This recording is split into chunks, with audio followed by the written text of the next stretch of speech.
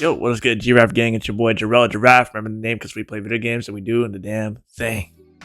Today, we have a Instagram question video like before. Part 2, Boogaloo. Hey. So, we're going to be going around with the questions that we have that I posted on my Instagram. If you want to send more questions or have questions in the comments too, put them down below. Go follow the Instagram, all that good stuff.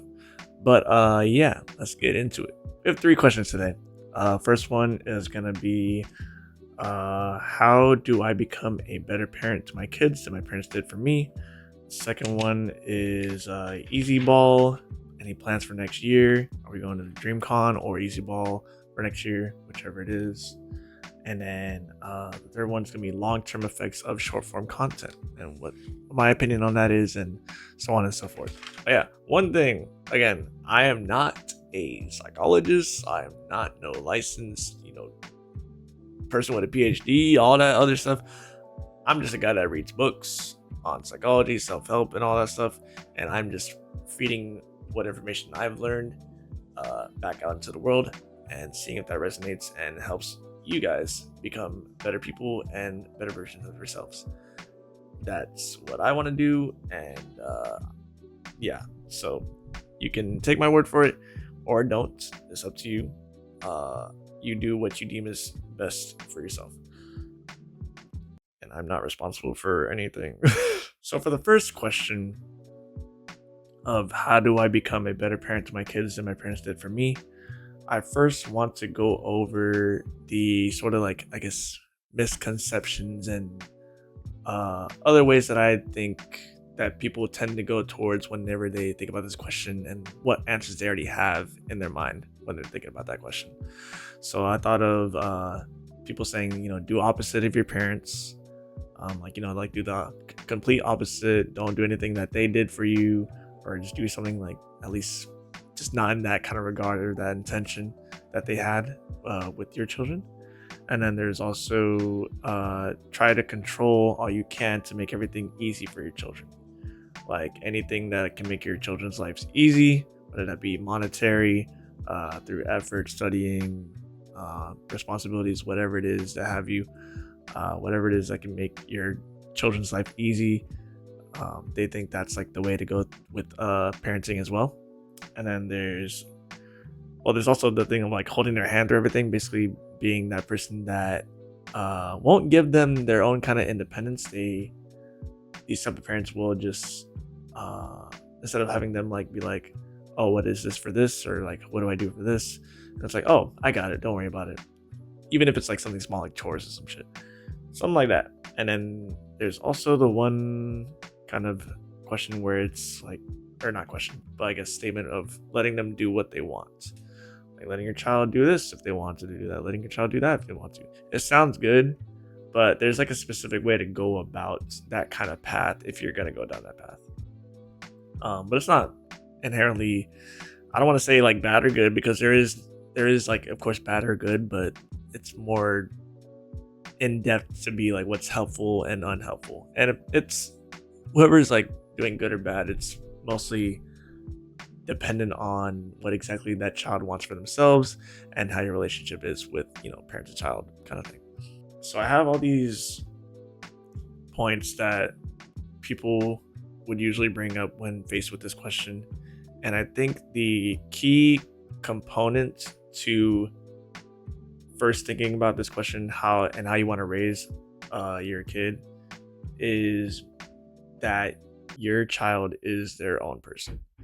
Like they're not yours. Like be like, oh, I birthed you into this place. Mom say like, oh, I took you into this place, or I put you in this place, I can take you out. That type of thing. It kind of like gives like a, oh, I own you, or like you're mine. You're my child. But then it's more like you're my, I guess, objectifying your child in a sense. But your child is their own person with their own set of goals and likes and dislikes. They're not completely you. And there's a line, but before, like when they're growing up to be a toddler and so on and so forth, they do reflect your mannerisms and actions when they are with their parent, 24/7. So it's gonna be that they're their own person, but then they also reflect your intentions, actions, mannerisms, etc. So with that key component in mind, I have at least 6, maybe like 5 points that I'm gonna like shortly just go over and also give like a brief description about, so it doesn't really take too long and whatnot. But the first point with that is to think of what your younger self would have appreciated at that time from your parents and how it would have helped long term in that relationship. Now, I'm not saying like if you didn't get candy as a kid because your parents wouldn't let you, that doesn't mean go give your kid candy because you would have appreciated candy. We're not talking about that service level shit. On a deeper level, like what did your parents do or not do for you in your younger years, and how has that affected you long term? Like there's people, every time we go through our kind of mannerisms and our tendencies that we have in adult life and teenage life, we're thinking, where does this even come from? Sometimes it comes from our parents doing things about what we were doing as children. That's mainly what it is, kind of with trauma and tendencies and mannerisms, all that. So what would you have wanted and appreciated as a child, and would have been beneficial to you, like I guess now in the long term, if you are in that time of life where you do want a child? What first do you think your child would want from you, and how does that compare with your own kind of experience as a kid? Now, not everything, again, that's like a very thin line, because not everything is going to be the same with your child being you. They're not going to be you. They're going to be their own person. So I'd say take this first point with like a grain of salt, and also be adaptable to asking them what do you think they need from you, because they don't I mean, of course, as a child they don't really know everything that they'll need from you. They probably would want some materialistic stuff like, oh, I want a new phone, I want a new candy, I want this new video game I got, all this other stuff.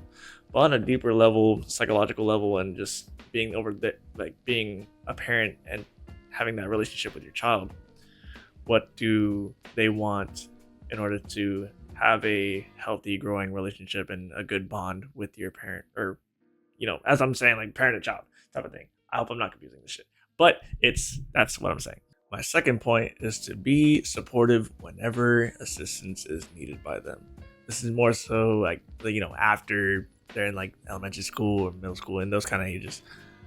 Now, when I say be supportive and assist them, that doesn't mean hold their hand or everything. They still gotta figure things out on their own, because they have their own task laid out for them. There's a book called The Courage to Be Disliked. I'm gonna go bring it real quick. On this book right here. Good. 9 out of 10. That's my rating for it.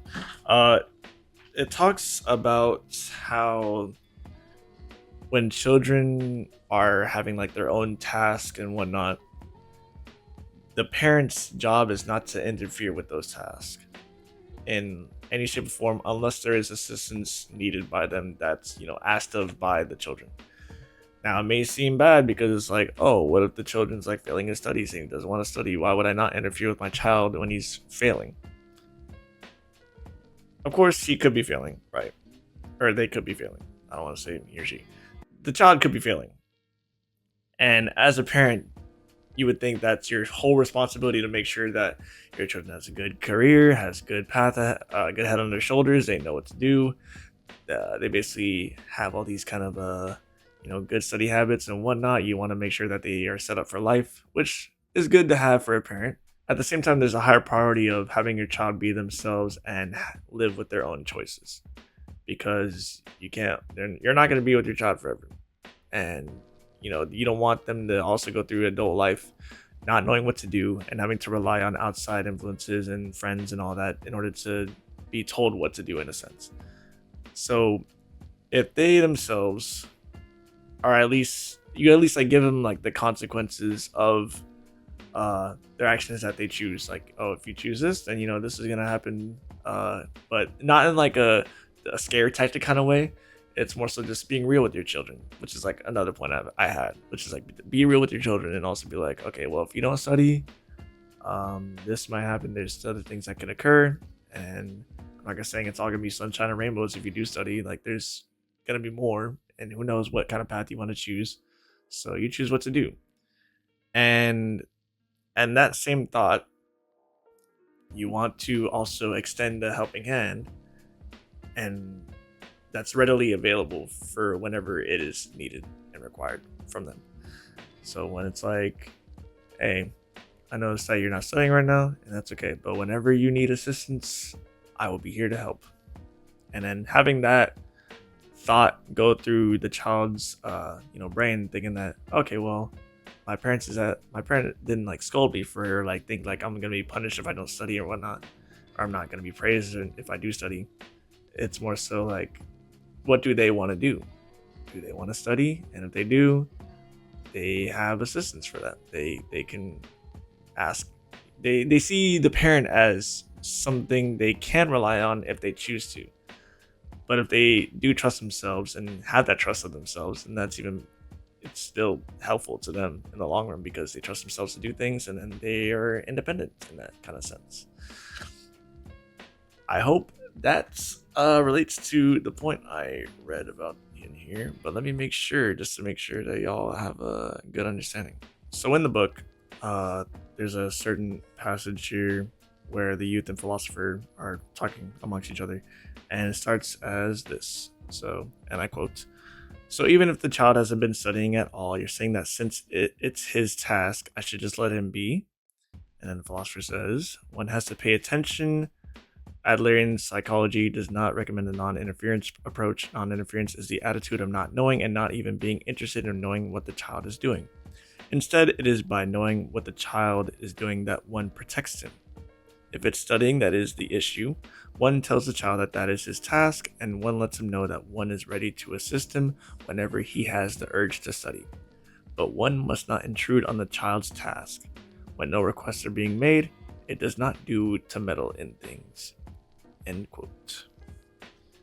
So yeah, you of course want to be of assistance whenever your child requires it of you. But if you're gonna hold their hand through everything and like be on their ass constantly about things, then they won't do it for the sake of, their own choice of doing it. They'll do it because, oh, my mom's gonna get mad at me. Or I'll do it because, and in the opposite side too, like they're being praised and shit. They're like, oh, I should do this so that my mom will praise me more. Or my dad will praise me more. My dad will give me that new game if I do this stuff. It feeds into that reward kind of type of parenting. Doing good will give me rewards. Doing bad will get me punished. I don't want to do this because I don't want to get punished for it. And it's not really, in my book, it's not really helpful to have that kind of thought with your children, because your children will have their own moral compass shaped by what you deem is good and what you deem is bad, not for their own kind of thought. Does that make sense? I hope it does. That also leads me to my next point, which is, do not overly praise and do not compare to others as more or less than towards your child. Because if you're overly praising your child about how many good things they've done, then they do have the chance of building this kind of notion of, I'm good at these things and my parents are going to praise me for it and reward me for it, and that's what I want in my life. And then you're chasing praise amongst other friends, other fucking people, praise that you don't really need in life. Because if you're relying so much on external validation and all that stuff, okay, that leads into that too, then you're not really doing shit for yourself as well. There's a lot of things that we're finding out about, or at least I'm finding out about these things for parent-child relationships and how it kind of blossoms into adult life and shit. So there's a lot to do with the early ages of human development, emotional wise, mental wise, all this other stuff. And it starts with the relationship between parent and a child and how they go about things together through life.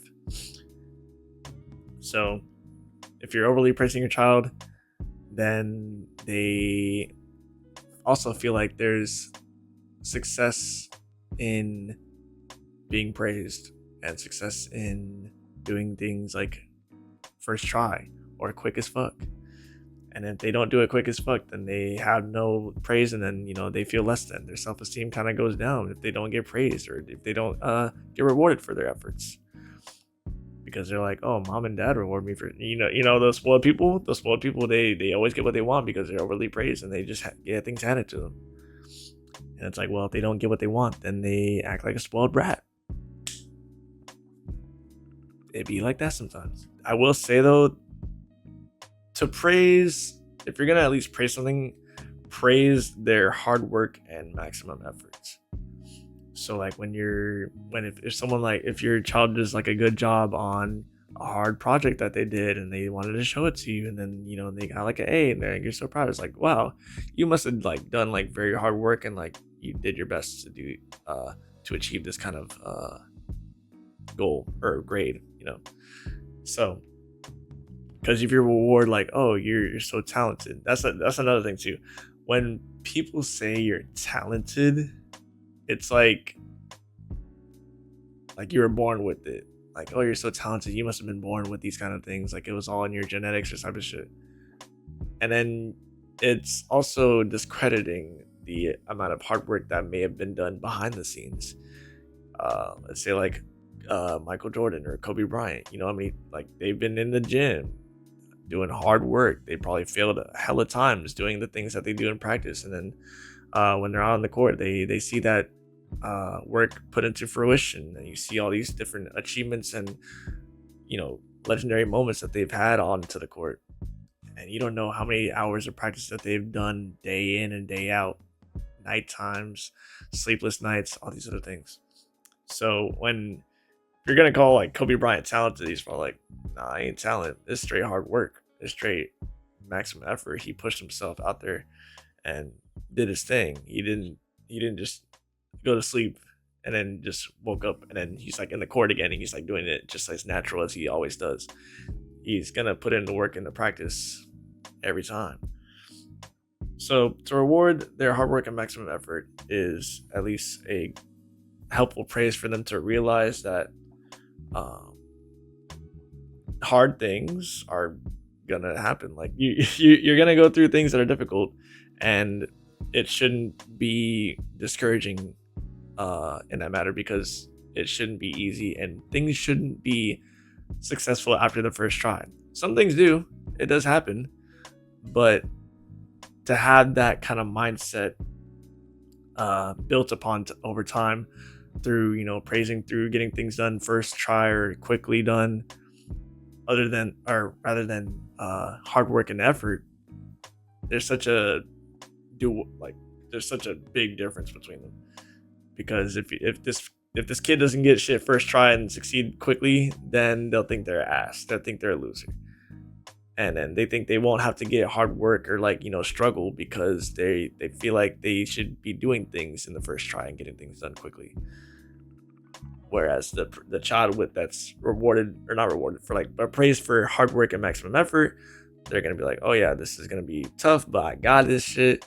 This is gonna be easy. And even then, if they do fail throughout the hard work and effort, there's no failure without success.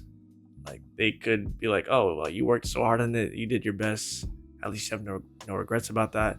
And then with failure, you failed this one time, but next time you can work hard again and get back up, and who knows if you'll achieve the next one, or you'll fail the next time and realize why you failed. And if you realize why you failed, then you can work on why you failed, and then incorporate that into the formula, and then boom, you get your next success, so on and so forth. It's all gonna build. I'm gonna just say for that point what I wrote on here, so that way I can feel like I got all the words out for that one. Accept and reassure about failures. They are okay. If success is easy or effortless and praised about excessively, then they can only think of themselves as good if they continue to uphold that standard unconsciously. Another thing about how the child's task is their own and does not need to be meddled with, kind of like a relating point here for myself towards y'all. I used to be a mama's boy. I was a crybaby. I wanted to, if I was getting bullied or getting assaulted by my brothers or some shit, or I wanted to show something off, I'd call my mom or show my mom, be like, hey, I did this thing, or like, or what do I do with this? If I'm stuck with something, I'll ask my mom. Then like, oh, what do I do with this? And all that stuff. With I'm surprised about how now I'm not really as reliant on no, not really like anyone else, like but myself. I've built such a strong, I guess, self-reliance that it's also unhealthy at times. But to see that kind of duality within myself after reading all these books and seeing how I wanted my mom to always help me, no matter if it was just like something minuscule or something huge. I'm surprised that I don't have that kind of. I think I did have that reliance when I was like in elementary school and middle school. But then I think during middle school and high school, I think I shied away from trying to like get help from people because I think that was like I wanted to build that kind of independence because as like a growing man or growing boy like in puberty and shit, and even as a man, like you kind of have to get shit on your own. I guess that's how it kind of reversed the effects of that, but then also made it unhealthy because now I'm too self-reliant at times. But yeah, just wanted to relate at that point. But just because I turned out fine, sort of, doesn't mean that you should still meddle in tasks like that, in my opinion. If you do want to, if you feel like you want to at least be there for your child and always lend a helping hand no matter what, feel free to. There's no right or wrong kind of way to go about parenting. There's definitely wrong ways to go about parenting, but it's all in perspective and what your child and what you and your child actually want for each other, not what your child needs from you, not what you want for your child. It should still be like just equal kind of terms, because you're still both human beings. You're still your own person, or you're still your own person and they're still their own person. So overall, connect with your child, be real with them, and be there for assistance when they need assistance, and also reward, praise hard work, effort. And if something is too easy, then give them something more difficult that's on their level, kind of thing. All right, second question. Easy ball. Is there plans for next year, DreamCon or Easy Ball again? For next year, I am unsure about the Easy Ball for next year. Them prices. But also like in terms of like what I wanted to do for next year, I'm mostly focused on traveling for next year. DreamCon, we already got shit locked down for next year, so that'll most likely be my last DreamCon. Whoa, that'll most likely be my last DreamCon. For a while, until we get this boat rolling, this boat ship and sail kind of thing. That's just like for personal preference. But DreamCon is fun still. As for overall plans, for next year, I haven't really planned like concrete goals for next year. I do want to, one of them travel outside the states because I'm getting my passport by the end of this year. And then I also wrote having better habits to live by in the upcoming year and so on, because I think I still have a bit unhelpful habits that I want to get rid of, so that way I set myself up for success through the upcoming year, and then beyond that, what have you. Also, I want to do more collaborations, so definitely want to get that ball rolling and do a lot more content that way, so that way it's not just me by my lonesome all the time. And also with the Kages too, we want to do a lot more content just together, but it's tough with time zones and not really being here in person kind of thing. So we shall see what the next year has for Jarrell Giraffe and the G-RAFF gang. Now for our last topic that we're going to talk about is the long-term effects of short-form content. I feel like for short-form content and its effects, we are seeing it already kind of flourish within social media and society in general. People have the low attention spans. people are just doom scrolling, low attention spans. People just want to like, just be on their phone, see something quick, and then they get stuck on this infinite loop, just fucking going crazy and crazy and crazy. So I feel like there's the lack of just attentiveness when going from short form content and then like gonna go watch a movie, because a lot of these short form content things have like so many different things popping out at you, like fast paced, like you have to have a hook for your content. You have to make sure that you're getting their attention like within the first like fucking 0.1 second or 0.01 millisecond. There's got to be things like changing around the fucking video this whole time. Like if I can put my hand here, I have to fucking zoom in on into it, and then I have to do this, and I have to fucking make some fireworks pop out of nowhere, and also like do this quick transition, have like a meme in the video to make sure that you don't get this attention. Have Subway Surfers on the bottom, pay attention please. Like there's so much things that happen with short form content that just fucked everything up in the content creation game. And I thought Vine was gonna be like, Vine was chill for its time. It wasn't like grabbing your attention like here, look here. But now with TikTok and YouTube Shorts and Instagram Reels, like it's all just kind of let me grab your attention real quick, and then just if you want to scroll out.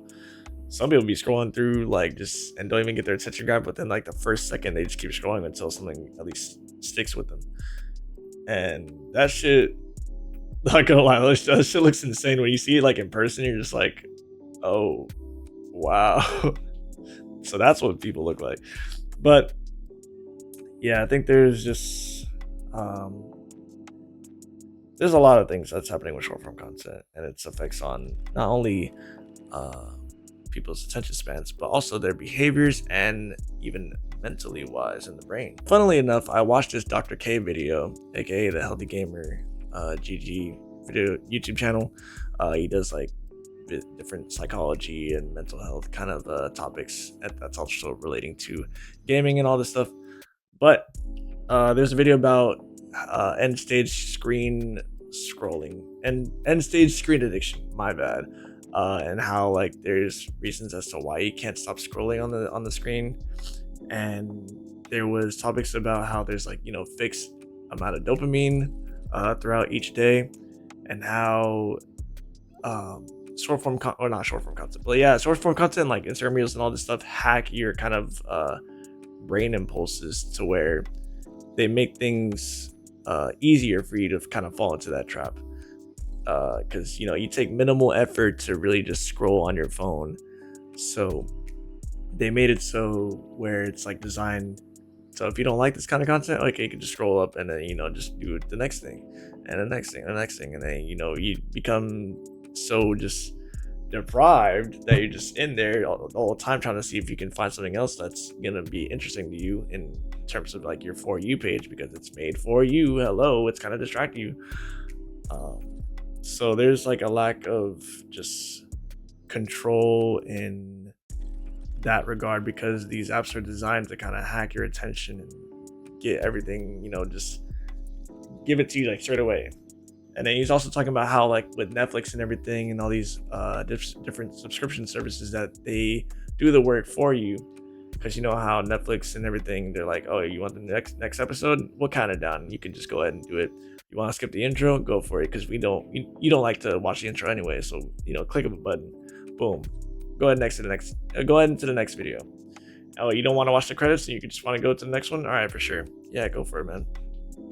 So it just does all these things for you. And I know it's not like short form content, but that kind of also ties into the attention span thing and all the effects about it. And yeah, there's a lot of things that go with it, like that video. I think I'll leave in the description, because there's a lot of good information in that video that definitely put me into perspective of how I am on my phone, and now I don't want to be on my phone.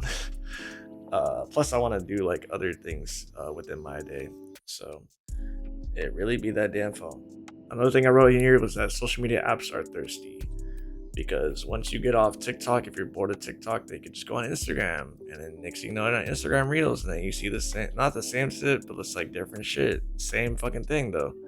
Then you go to YouTube Shorts, and you're like, oh, this looks interesting to shoot. Boom, boom, boom, boom. All the apps are thirsty for your attention. And there's what? Oh, another thing I wrote, there was like the ease of doom scrolling. Like it's so easy to scroll with just your thumb and shit. I was talking about that. And then there's there's starting like a shift. There's like a shift I'm seeing happen with short form content, and how people want more authenticity. Like people want to not just relate to whatever's on the screen, but also see people for who they are, and that's also kind of relatable in a sense as well. Because if they're being vulnerable and more authentically themselves and doing that kind of thing, it makes more of a connection through the screen and makes it more meaningful. So there's some people that are like, they talk about like, you know, deep introspective stuff, and that could relate to someone that's, you know, wanting to better themselves and become the best version of themselves. So if they see that kind of connective, or that kind of person on their For You page and so on and so forth, then they tend to connect with that person a lot more because they see that as themselves in a sense. And with that authenticity blaring through a screen, it kind of gives short form content like more meaning behind it, rather than just, you know, brain rot shit just being fed back and forth just over a whole 24-hour fucking span. So there's a shift towards it. I think it does work a lot better in long form content, so I think short form content does have its hold on some people, but some people still have that preference of long form content. Like I'm pretty good at just like saying still and paying attention to a 40-minute video, and it's, some people can't really do that. So it's kind of tough. People think they have ADHD. Everyone has ADHD and shit, but it's really just a kind of like what Dr. K said, like the dopamine shit. Like it's not easy to have that kind of willpower that's enough to stay on a screen and, like, you know, just focus and absorb all the information that's being given. There's a lack of willpower because your dopamine and your like motivation is not there to really like do anything better for yourself. I hope I got some of that right concisely. Just go watch the video. Go do that. As for my own opinion on the long-term effects of short-form content is just, I don't like doing it. I don't like doing short-form content. I don't like having to create a hook, get ways to have you like stare on the screen so that way you can just pay attention to me. It feels so disingenuous. It feels like ass. I don't want that to be the natural, like, you know, justified case of like, oh, I'm doing this so that way I can be viral on short form content. Like, you know, I can have an audience that likes me for, you know, this type of thing. Y'all only would like me in the short form content because of whatever it is that's on there, whether it's reacting or video game shit. And, you know, sometimes hopefully it could be like what I say, like throughout this video. If it's seen through a clip, then hopefully it's, you know, you're connecting with what I say and you absorbing the information and using that in your actual life and, you know, implementing those kind of tactics in there, which is good. I support that. But to hook people with whatever kind of viral moment that you want to get, it sucks, because there's like two sides of short form content, to where if you build your community through, there's like a video that Jez did like a stitch on, and he was talking about how Releasy's community and, you know, those people that have built their communities through the slow growth, through like just continuing to work hard and doing content creation day in and day out, despite having maybe 0 or 20 or 30 or 40 viewers in the first few years, and then, you know, blowing up as time went on. There's an actual sense of community there with those kind of content creators, because they've gotten to understand who it is behind the camera. They've gotten to connect with them in a way, in whatever way they have like connected with them. They've seen like the human side, the vulnerable side to them as well. And that's how like, you know, like a strong lasting community and supportive community you know, last no matter what kind of changes go on with social media and like the trends and whatnot. With some people, through short form content growth, they only see that short form content and only have that to go off of. They haven't really connected with that person. They kind of just see them through like they're following on TikTok, and then just like, oh, cool. In the middle of their day, they see some shit. Oh, nice, for sure. Oh, that was funny. Oh, that was fucking sick. That was a sick trick shot. All this other stuff. They see only that side. Through the long form content, they probably have a little bit of subscribers because no one has that attention span to look through like their brainwash shit the whole time. So they just look at the brainwash shit rather than what they've talked about on like their long form content channels and stuff. So there is that in terms of short form content, there's a lack of building a community or building a connecting community. A connecting community? Yeah, that makes sense. There's a lack of building a connecting community through short form content. So yeah, that's pretty much my think piece on that. Overall, a whole synopsis of things for parenting, TLDR, whatever the fuck else. Your child is their own person, and they also reflect you in like the beginning years. That's whenever I see like children acting rambunctious or just being dumb and disrespectful, I always look at the parents, because the parents also have a key to play in that kind of regard. So I always look at the parents, because the children do reflect their parents for a short time, or yeah, basically that kind of time, and then they go on to become their person throughout what they learned through their parents. So your child is their own person. Think of what your younger self would have appreciated at that time and how it would have helped long term. And then also just be supportive and know that they have their own tasks to do. And whenever they need assistance, be ready to assist them, and let them know that you're ready to assist them whenever they need you to assist them. And then there's reward hard work and maximum effort. Or not reward, praise. If you're gonna praise hard work and maximum effort. Accept and reassure failures. And then do not meddle in their tasks. Be real with your children and acknowledge consequences of their actions. There's no good or bad consequences. There's just consequences. Easy ball, plan for next year. Going to DreamCon. Easy ball, maybe. Want to travel more next year. Collaborations, let's get it. Long-term fix of short form content. Seeing it already. There's a lot of shit. Attention span, lack of control when doom scrolling. Dr. K video, go check that shit out. And it's starting to shift here and there. So we'll see what authenticity brings to the table for content creation in the future. And that is it for me. Thank y'all for watching, listening, whatever it is that you do during this video. I appreciate y'all. Love y'all, G-RAFF gang. As always, stay safe, stay positive, stay healthy. Not be a creep or weirdo. Tell people that you love them. Give yourself some loves. And live life to the fullest. Do what you want to do. 1% better every day. Be authentically yourself, even if you're disliked for it.